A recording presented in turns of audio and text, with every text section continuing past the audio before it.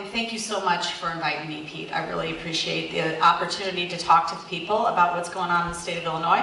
I'm still very much into stirring the pot. You know, I think we need to keep doing that because the state's a disaster. And so here's what we've learned, right? We have learned that truly, truly, truly, when the Democrats say that they're going to do certain things, guess what? They are going to do it. And so right out of the bat, what do we get? $15 minimum wage bill passed. Right out of the bat, before we have a budget, before we have anything else, $15 minimum wage.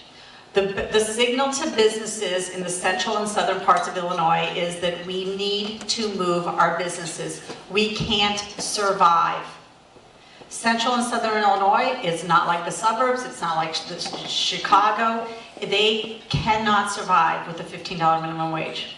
Businesses already, I know of, already are planning to go across the border. And when you think about Illinois, pretty much east to west, what do you got? You got maybe 3 hours driving distance total. What does that tell you? Every single business is more than likely within an hour and a half of the border. And we have a very big border, and it's very porous right now as people bleed into other states.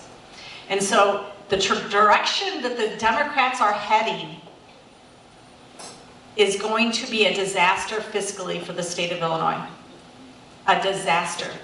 $15 minimum wage, progressive income tax, more spending, kick the can on pensions. How many people in this room are, you know, going to receive a public pension? I suppose there's a few of you, right? Good luck collecting. Good luck collecting. I'm telling you, he is kicking the can down the road, and in fact, we are very, very close to going to junk status. We are the worst state credit-wise in the nation by a long shot. When we go to borrow money, it's 3 times worse than the next worst state for us to borrow money. And all of the Standard & Poor's, Moody's have been sending signals every single week. If you don't do something about your pension plan, if your budget doesn't do something more about the pension plan, if you're going to continue to kick the can on pensions, we cannot sustain you being one level above junk. They are ready to send us to junk level. When that happens, it'll get so much more dramatically worse, not just for the state of Illinois, oh, by the way, for Bolingbrook when they want to go lend money, for Lock Park, Port Township when they have to go do some road stuff, for any other public entity in the state. When we then go to borrow money, it's going to be that much worse for everybody. In fact, in some cases, it'll freeze up in some places. Or you'll get confiscatory rates like they have in Chicago. So the direction of the Democrats, look, they didn't lie to you. They didn't lie to you about what they were going to do. So the state's on a fiscal disaster. They've already agreed that they're going to give back pay raises for public sector employees that we can't afford. The AFSCME negotiation is going to give them everything they want and more, probably a $3 billion price tag over the next 4 years. So it's going to get dramatically worse. The $39 billion budget is going to be easily $3 to $4 billion over balance. Right now, you're still going to have $8 billion in unpaid bills, $250 billion in pension costs, and on and on and on. And meanwhile, you'll see no services coming out of any increase in taxes that they give you. It's all going to go to pensions or debt. It's not going to go to services because there is no money. But not only are we fiscally on the disaster, what are we? We're morally they are sending us down morally. So everybody knows about the 2 abortion bills, right? One of the abortion bills, late-term abortion, worse than New York. That bill is worse than New York's. Because it also says that non-doctors can perform abortions. It also says that private insurance must fund abortion. It also says that, let's see, what is the other one? Yeah, it also agrees with late-term abortion. It also means that taxpayers would pay for late-term abortion if they're on Medicaid or in the group health, okay? And then there's a separate bill to get rid of parental notification. Now, I don't know if you know this or not, But right now, we've had parental notification. It really didn't get enforced until a few years ago. It dramatically decreased the number of teenage abortions that occurred, which is great. However, when they get rid of parental notification, you should understand this. It could be that a 12-year-old goes in and can get an abortion without the parents knowing it. Now, if you have a parent, if you're a parent here and you have kids in school, you know you can't even give that student aspirin without a parental permission. In fact, we passed a bill last session that said that kids could apply sunscreen without a parental permission from now on. So it used to be you couldn't put on sunscreen at school without parental permission. I mean, it's kind of ridiculous, but that's how closely we wanted parents involved.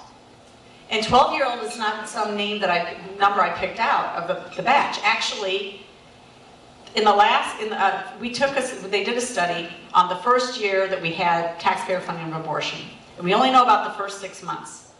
The increase in abortions was over 1,700% increase in abortions paid for by the taxpayer last year so far for just the first 6 months. And the youngest abortion that was performed at taxpayer expense, that girl was age 12. So I'm not just making this up. And then what happened yesterday? What did the House do? Does anybody know? The House passed legislation that requires a segment of history devoted to specifically naming and heralding people that are lesbian, gay, bigender, transgender, bisexual, transgender, or questioning. It requires LGBTQ history lessons in all public schools. Requires. Now, what's alarming to me is that there were 3 Republicans who were there who didn't vote no. They didn't vote yes, but they didn't vote no. They went not voting. They went not voting. They didn't want to take a stand. But that bill passed. It'll fly through the Senate. It will go on Governor Pritzker's desk. And then what do you do? And then what do you do? This is where the state of Illinois is headed. In the toilet. And I know Mayor Clark wants me to get positive here, and I understand that. And I'll tell you what, I'm going to give you a little hope at the end. But we have to understand what we're dealing with here. Now, I believe I'm sitting in an area that has been represented by a Democrat, right? 50. Okay, so who's your state rep? Natalie Manley. Okay, who's your state senator? Pat McGuire. Pat McGuire. Okay, good. All right. Anderson also. Another Democrat. Another Democrat, Anderson. Okay, my point is, you have been represented by a Democrat for so long that the folks in this community have never had an honest town hall about what's going on in the state of Illinois. They've never really heard about the fiscal disaster. They've never heard about the moral disaster. Anytime Natalie Manley's going to a school board meeting or a school board, with other elected officials, she is parroting back the teacher union's talk. She's never challenging them. She's never bringing out new facts or new anything. And so the problem here is that people don't know what they don't know. But I am hopeful. I personally think in the state of Illinois, I think there are more of us than there are of them. And by them, I mean the very far progressive left. I think there's more of us than there are of them. And that gives me hope. And I think things are going to continually get dramatically worse and people are going to start to ask questions. But I don't just think that. I actually know that. So I'm affiliated with Dan Proft's papers. There you go. So what do you guys have down here? Do you have South Cook News? Herald News. Herald News is Dan's. Yeah, Will County Gazette. Will County Gazette, right? So Will County Gazette did the expose on Lauren Underwood and her votes. right? The fact that she cheated on voting. Belongs in jail. Yeah, she belongs in jail. The fact that she is a fake nurse, did the fake nurse commercial, right? Okay, so those papers, we are making a difference. We are making a difference. Brand new state rep out of Naperville, Ann Stava Murray. She's already decided she's going to challenge Durbin. In fact, right after she won state rep, she said, I'm going to challenge Dick Durbin. She is a far progressive left. She wants Medicare for all. She believes in the new Green Deal. She, $15 minimum wage, all of it, Planned Parenthood supporter, you name it. She is far left. She lives in Downers Grove. Unfortunately, she went to Bennett Academy and then Dartmouth. Crazy. She actually thinks that she actually thinks she is so smart, so smart. So smart. In fact, I saw private text messages back and forth between her and somebody else who shared it with me, and she basically called her staffer, oh, she's just a C student. I mean, this lady is arrogant. She's 32 years old, arrogant as all get out. She's so arrogant that she said in an open Facebook comment that Naperville is full of white supremacists, and that she wished she lived in Oak Park. So we wrote a story about that. And from our one story, the legacy media followed it up with 13 other stories. 13 other stories. The Daily Herald brought her in, personally sat her down, had an interview, she refused to retract it. They wrote a scathing editorial about her. So I am convinced people don't know what they don't know. They don't know these people, they don't know the issues, and we have a mechanism now to get it out. And so that's what we're going to do. And here's another reason I know people are waking up. Our papers did a story about Park Forest, Illinois' property tax issue. Park Forest, according to the Illinois Tax Federation, and they do if you can go to their website, they do a really cool book called Tax Facts, and about every March they pull out and they do property tax assessments from around the state, and they take your standard $250,000 house, and they place it in 89 different communities, and they measure the property taxes in each one of those communities, and they figure out what's the effective property tax rate. Number one last year was Park Forest, Illinois. Park Forest, Illinois. A $45,000 home has a $4,500 property tax bill. 10% effective rate. Okay? Highest in the state. So we posted an article about 2 weeks ago about this Park Forest and their property taxes and what's happening in the south suburbs, because actually they're much worse off in terms of property taxes than any other part of the state. And a guy messages me on Facebook. He said, hey, can you help me out? I'm trying to change out the mayor in Park Forest. And I looked at the guy's profile. He was a union carpenter.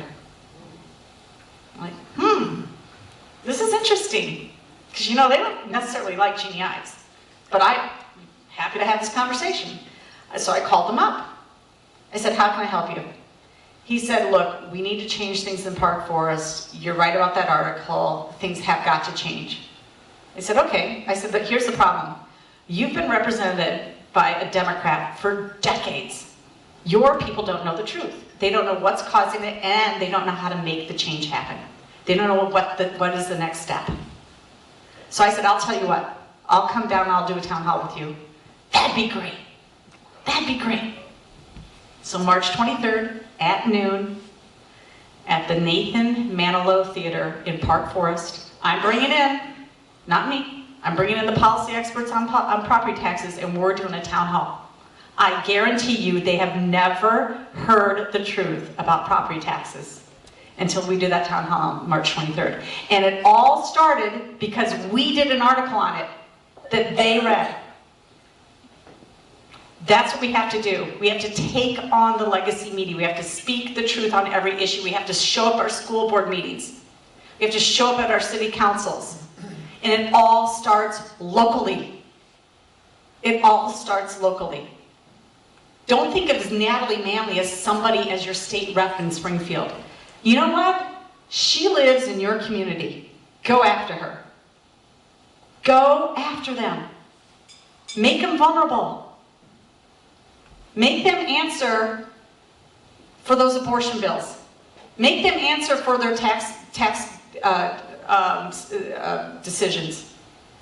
Make them answer about their unbalanced budgets. Make them answer.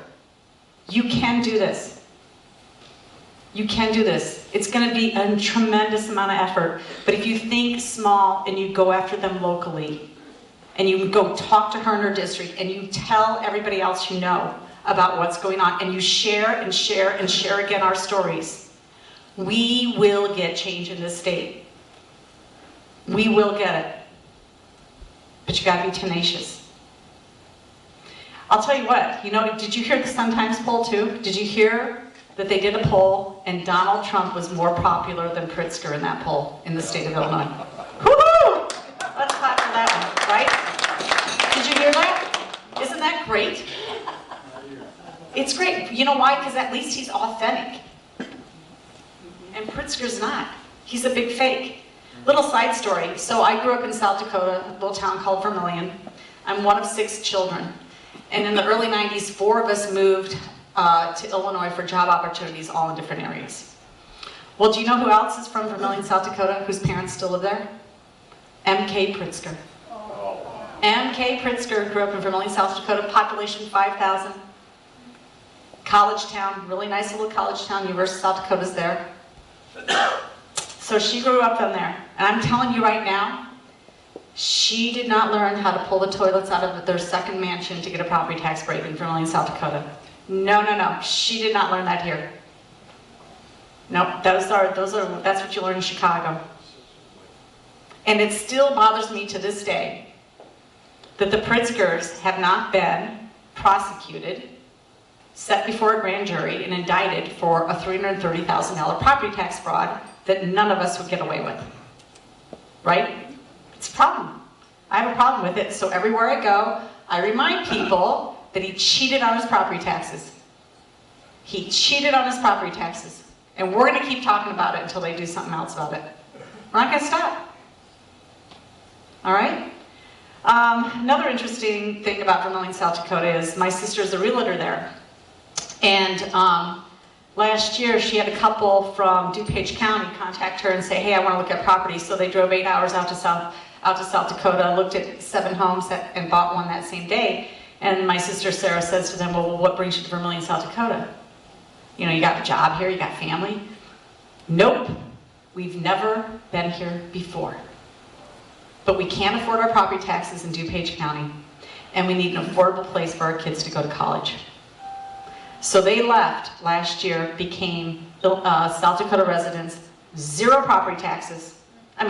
Zero income taxes, 1/2 the property taxes, an affordable place for their 5 kids to go to college. Right there at the University of South Dakota. It's got a great medical school, law school, business school. So they're there. But where are our college kids going? You've heard the latest report, I'm sure. Record out-migration still of high school students. Still. More are leaving than in previous years even though they decide to incentivize them now. So they've thrown a little bit of money in the pot. They've decided they want to attract kids to go to the University of Illinois, and we're going to put some money towards it. And still, people aren't buying it. Why? Because we're still the 2nd highest among conference peers when you look at University of Illinois in what we charge for tuition and fees. Still number 2. And it's not because we lack in state support. I want to disavow you of anybody of that notion. The truth is, when you look across all the schools, or all the states, we are number 3 in the nation in terms of our level of state support per full-time equivalent. Number 3. It's just that 1/2 of that state support goes to pensions. Pensions.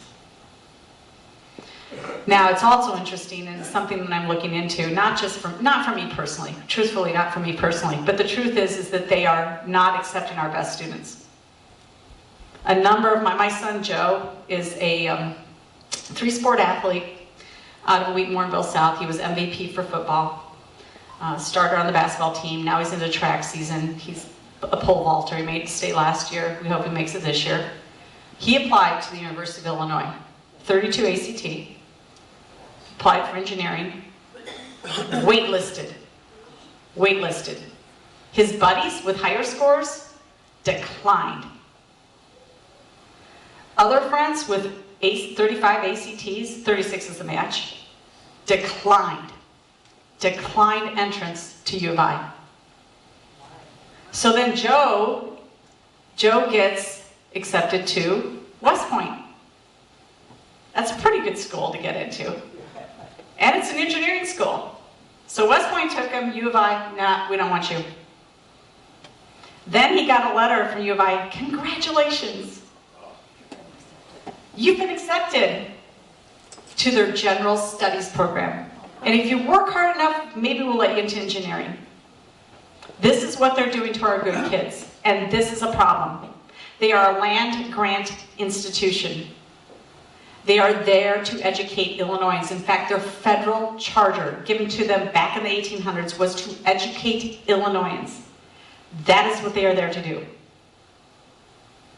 And so I tell you all of this because I just don't know how much more of these scams are we going to have to go through before we really revolt against the political ruling class. What more will it take? I don't know what to do either. All I know is that we've got to start locally. We've got to start locally. We have to make it personal. We have to start locally. I don't know where Manley goes to church. Every parishioner should know about her abortion stance. Every single one of them should know Pat McGuire. Sounds like he's a good old Catholic guy. I don't know where he goes to church. Every parishioner should know where he stands on abortion.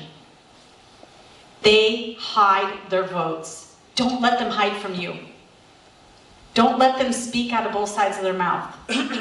Hold them accountable. Hold them accountable. No good organization can succeed, from the CEO to the mailman. No good organization can succeed if you don't hold people accountable. And we have failed to hold people accountable because I truly believe there's more of us than there are of them. They just don't know. They just don't know. How many people truly would vote against their own self-interest? I don't think so. I think they don't know. And so it's our job, and it's hard work, it's our job to inform people. It's our job to inform people and tell them. They already have in Illinois also, their version of the new Green Deal was filed as legislation in the state of Illinois too. They are going, we have an opportunity here. Do you see the opportunity?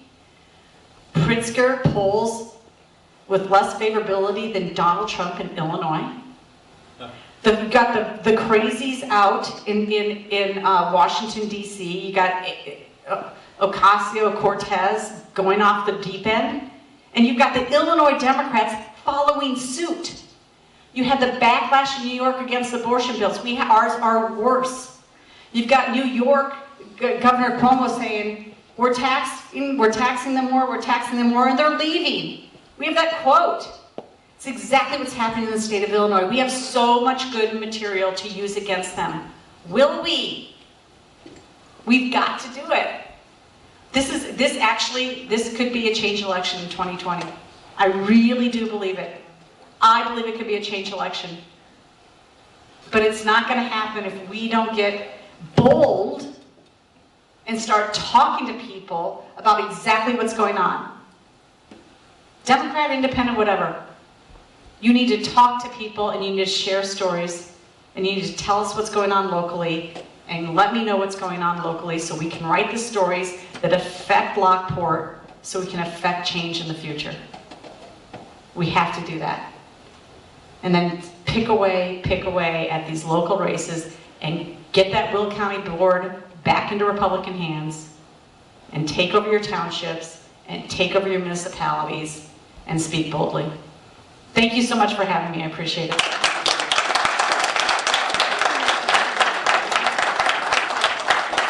I'm happy to take questions if anybody has questions. Yeah, I got a quick question for you.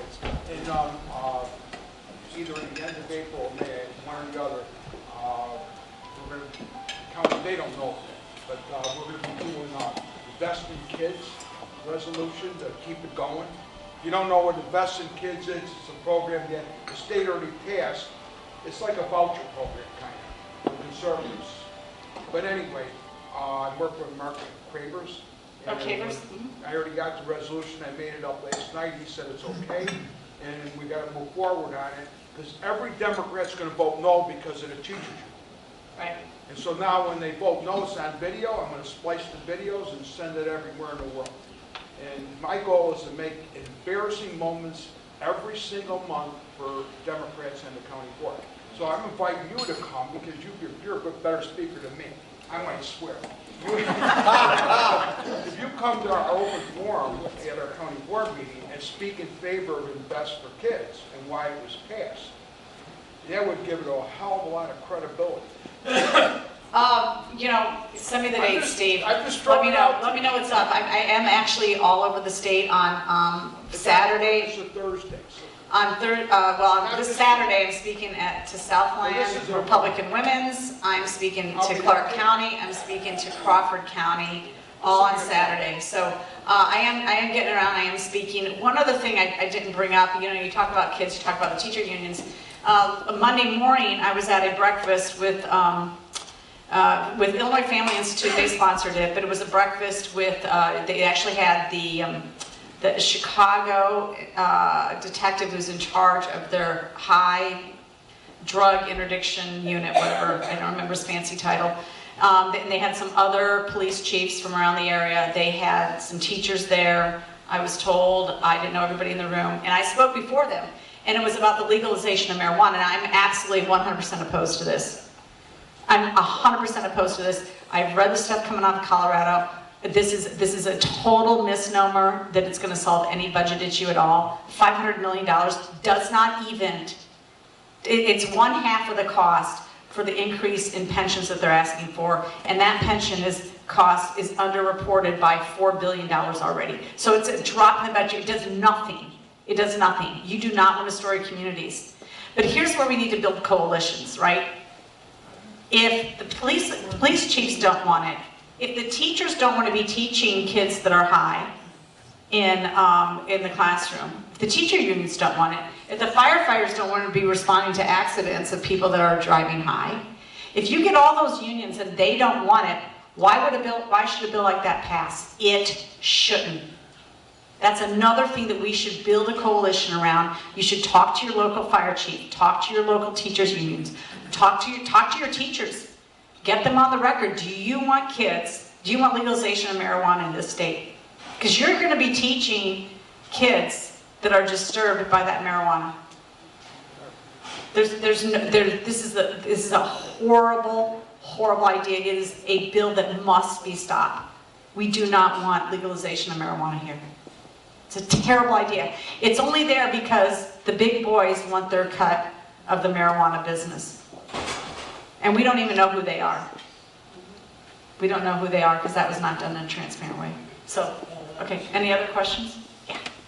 Two, if I could. Okay. You mentioned as far as the legislation requiring the history of the... LGBTQ history? Correct. Mm-hmm. We had 3 Republicans that took a no vote. Why would our Republican chairman, Illinois Republican Party chairman, why not mention their names to educate the people? Why? I mean, they're not going to do that. They're not going to call out their own. But wouldn't that go a long way to bringing the vote? Bringing what? Bringing accountability in our own party? Yeah. That's kind of a foreign thing. So if we got we attempted, my campaign was all about accountability in our Republican Party. That's what the governor's race for me was. That was an accountability measure. If we weren't going to hold him accountable for what he did to Republicans, then what are we about, right? So that was what our team was doing, holding him accountable. That's what we are about. And, you know, do I think we need to do that more? Yeah, we do. We need to do more of that. Originate from the chairman of the Illinois Republican Party? It's not going to happen, no. No, individual districts are going to have to hold them accountable. I gave you the information, though. Yeah? One more question. You mentioned that I think everybody in the room would like to, see him retired, whatever. Who should the Republican Party bring forth that has name recognition and has the political stature that would get the people in Illinois to stand behind them for a candidate in the Republican Party? We'll see. We'll see if what's going to happen there. I don't know. I really don't know. Yeah. It's a daunting race. I mean, look, the guy's got millions and millions of dollars. He's got a lot of political capital. We may be able to extract somewhat of a revolt in 2020, but to take out somebody like Durbin is a monumental task. There's nobody who's more offensive than him, quite frankly. Yeah. I just make a comment. You were mentioning about the intellectuals who are voicing their souls in this house. But I remember that the intellectuals were the ones that started the Communist Party. So he brings up a good point. He talked about the intellectuals that are foisting some of this garbage on Illinoisans, and he's not far off. Because you have the civic committee of the commercial club, you've got the Federal Reserve, right? You've gotten Cranes in their business editorials. You've got the Civic Federation. You've got nearly all of these big thinkers in Chicago, these captains of industry, these folks that think that they do a lot of policy stuff. You've got all of them saying, yeah, you know what, Illinois needs to raise taxes. All of them. Illinois needs to raise taxes. I mean, you had the Federal Reserve suggest a 1% property tax statewide for 30 years to pay for pensions. You had the Civic Committee suggest also that we go for a progressive tax. You've had Civic Federation also suggest increased taxes. Look, these guys are the political elite. They're the economic elite. They want all those taxes, and They don't have to pay the $15. well, I mean, so this is the problem. They don't live in the real world like we do. They're sheltered from any anything bad that would happen from it. They can afford to pay the more taxes. We can't. So you know, that is a conundrum, and so we need to call them out too whenever we possibly can. Good evening, everyone. Ooh, that's loud. 3 minutes timing. That's what I'm after, is to get everybody encouraged, get them involved, because that's something that's been lacking within the Republican Party across Will County. So one of the things that we have been doing is encouraging people to run for the school boards, because they have, one of the things the Democrats have done, have designed their bench teams from those boards, from the fire protection, from the police commissions, from your village trustees, college boards. That's where their bench team comes from, our Will County board members, to start moving into these state rep positions. This is what we're doing. So I've encouraged folks over on the east side of the county to actually get involved on the school board. We're running some folks that are getting ready, getting prepared for the trustees, also in some of those villages. If we don't take it back from a local level, we will be ruined. We're not there yet. Illinois has a chance. We have the roadway. We should have the infrastructure. I don't know, I was kind of scared coming across that bridge on 80. I'm looking for a different way back home. But we've got politicians that have been sitting in office for decades that have ignored both the 7th Street and I-80 bridge. They're both rated at, I think, a 6 is what I heard. Do you know what that means? Absolutely. If you want to make a difference, get started now. This is paramount, people. Getting these gentlemen elected on these boards control the tax base. How much is the average firefighter making over here in Rockport Township?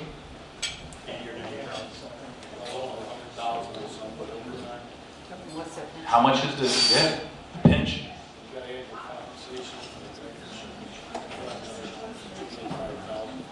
That's what's killing us. Pay attention to it. Look, don't get me wrong. I served as a police officer. I served in the United States Navy. I get it, that you want to be able to take care of some of these folks with the pension. But it got to the point that we're taking care of them in the salary as well as in their pension. We can't afford both. We can't. One of the reasons why they're not on Social Security is because then the state or the municipality will now have to treat them as an employee and meet that burden, have that match into Social Security. So one thing that most municipalities in the state has done for a long time has pulled money out of those funds where they have contributed in most cases up to 8, 9%. But that's what's hurting us. We've got to take back a lot of these local boards and get our bench back up and running so that we can go and take back the State House. And I mean both the General Assembly, for both the State Senate and the Legislative District. That is where the control is coming from. But now we managed to put out a piece of legislation that went through Rules Committee within a week to eliminate every single township clerk, elected or appointed. That should give each and every single one of us pause. So the next question becomes, who are we planning to run against her and get her the hell out of office? Excuse me. We've got to do it. You have to have a bench in order to run these folks up. Someone that has built up name recognition. Are you with me? Yeah. Are you with me? Let's go get it. Thank you.